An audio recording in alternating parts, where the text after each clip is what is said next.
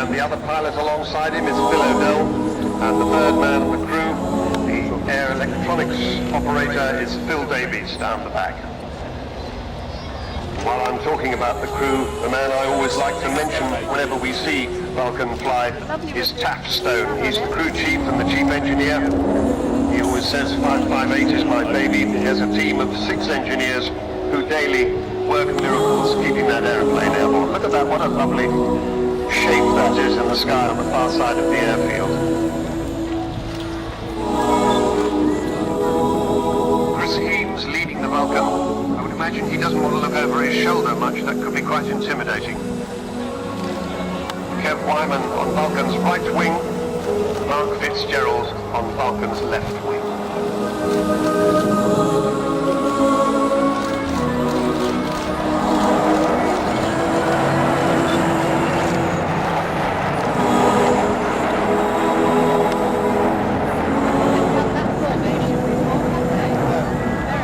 All of these aircraft are operated under charitable arrangements. Vulcan, of course, is operated by the Vulcan to the Sky Trust, which is of course a registered charity, and indeed the NAT display team have their own charity as well, the Heritage Aircraft Trust.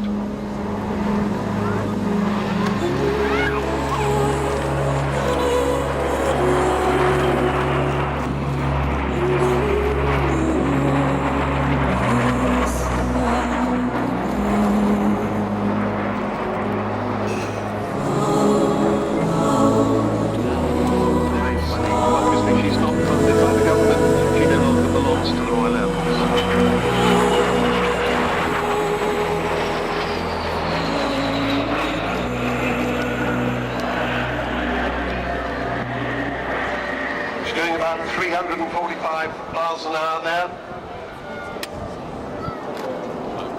And as Kev Rumans takes her away up to our left, I expect to see him bring her back in on the B axis. That's straight towards us from the far side of the airfield. I mentioned Roy Chadwick, the great designer. He first drew the shape that was to become Vulcan on a scruffy piece of paper in 1946, only 5 years after his magnificent Lancaster had flown. Sad to say he died the following year in a crash, so he never saw his brilliant design fly, nor did he see it become the first successful operational delta-winged aircraft in the world.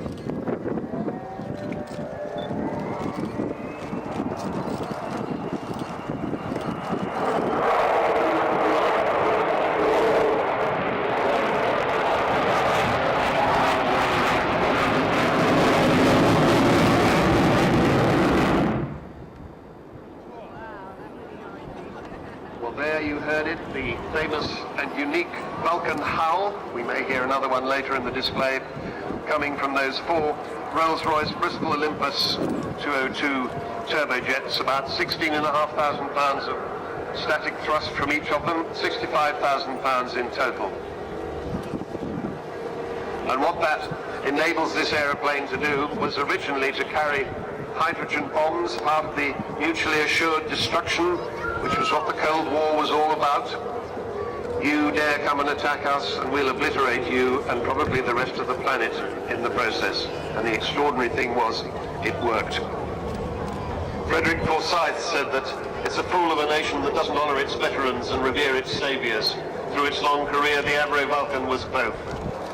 Through the most dangerous years, 56 to 1969, she patrolled the perimeters of hostile airspace.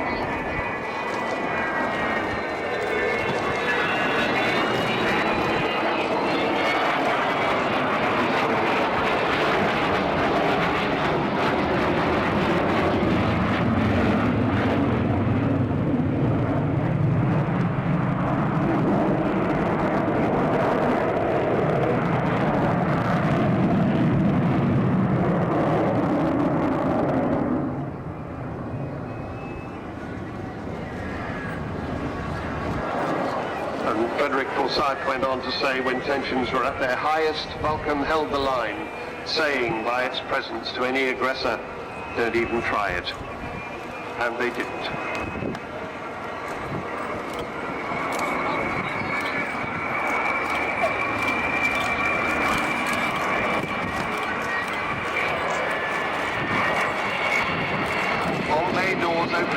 you see the capacious bomb bay.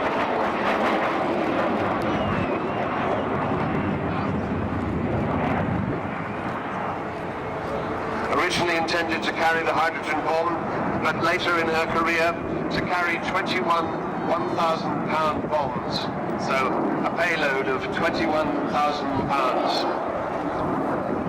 And it was that payload that right at the end of her operational career in 1982, Vulcan 607 took from Ascension Island all the way down to the Falkland Islands and bombed the runway at Port Stanley when it was occupied by the Argentines. Bomb bay closing.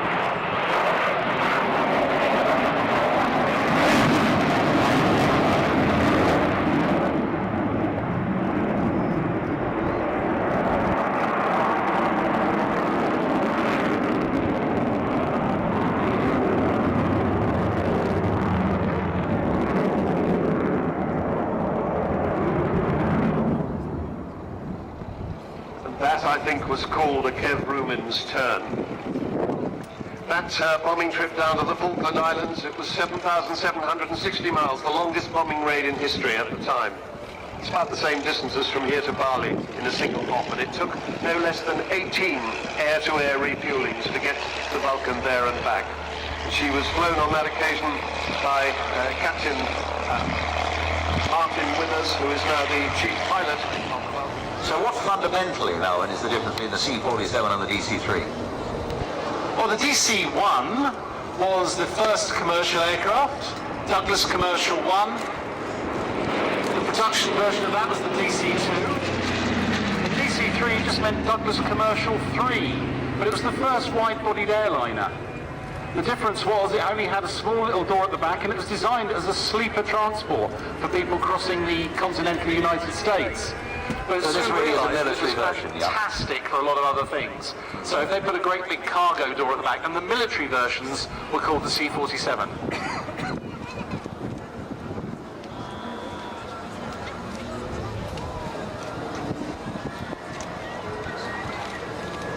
This aircraft's been used in a lot of movies as well.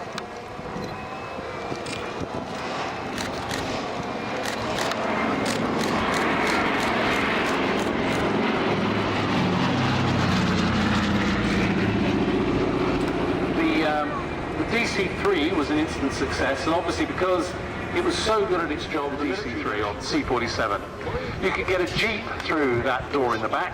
You could get an awful lot of load in it. It was a great load carrier, and of course after the war it gained fame during the Berlin airlift, where many of these kept Berlin supplied for several months.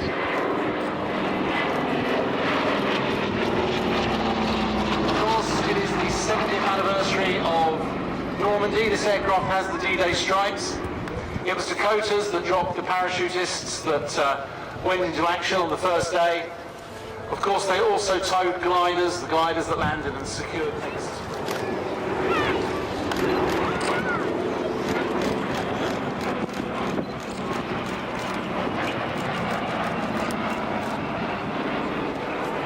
Well, this is, of course, another aircraft that had completely overloaded, but it's still carried on flying. Key to the aircraft's longevity is the fact that it has no fatigue life. It is a very strong airframe. There's something like 300 bolts hold each wing on.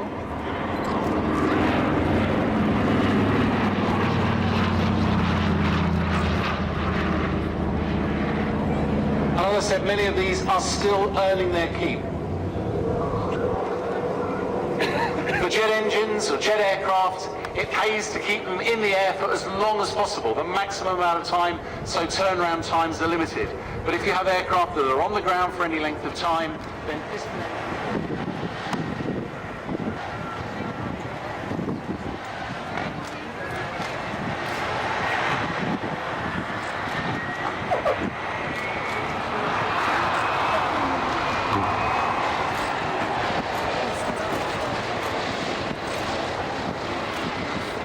I think we could safely call that a wheeler landing, couldn't we?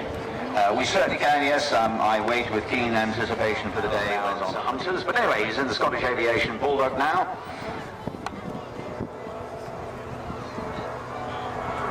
Light coding engine pulling up. Nice planform little aircraft into the vertical. Ooh, and I'm going to lose him. I'm trying to look out, yes, and he's doing a stall turn to the left, which works with the torque of the engine. So it's a 4-cylinder, air-cooled, horizontally opposed Lycoming. 2 seats side by side. And of course what we're seeing here is the direct comparison to the Grob Tutor, because the Grob Tutor is the aircraft that is now operated by the University Air Squadrons and for basic training, and it was the Bulldog that was operated prior to the Tutor and the thing that is coming into service.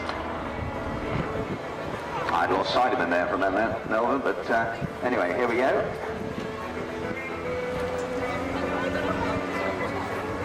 A nice Cuban there, yep, nice and slow. You can see it's got a tricycle, fixed tricycle undercarriage, so not dissimilar to the Tutor, but of a previous generation. Well, Dean has been displaying civil aircraft since 1984, when he retired from the RAF after 21 years, and during his service he spent the whole time flying on operational squadrons or training units. Principally flew the Hunter and the Jaguar, but with some time on the Jet Provost, Meteor, Gnat and Chipmunk.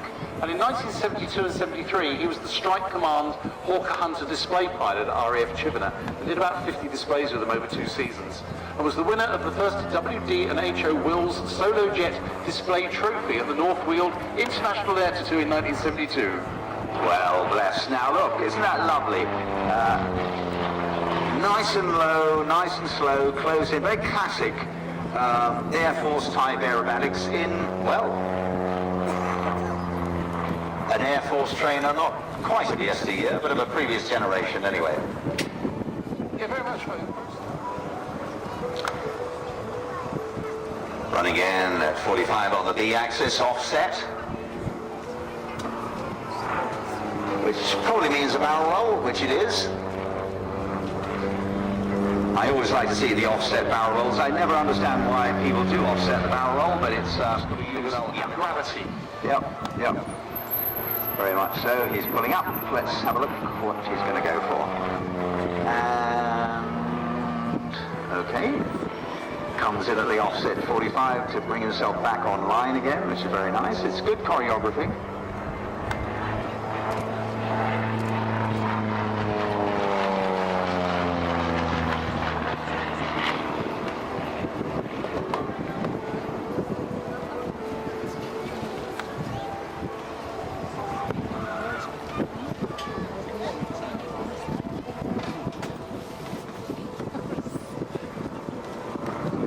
A good look of speed there coming downwind.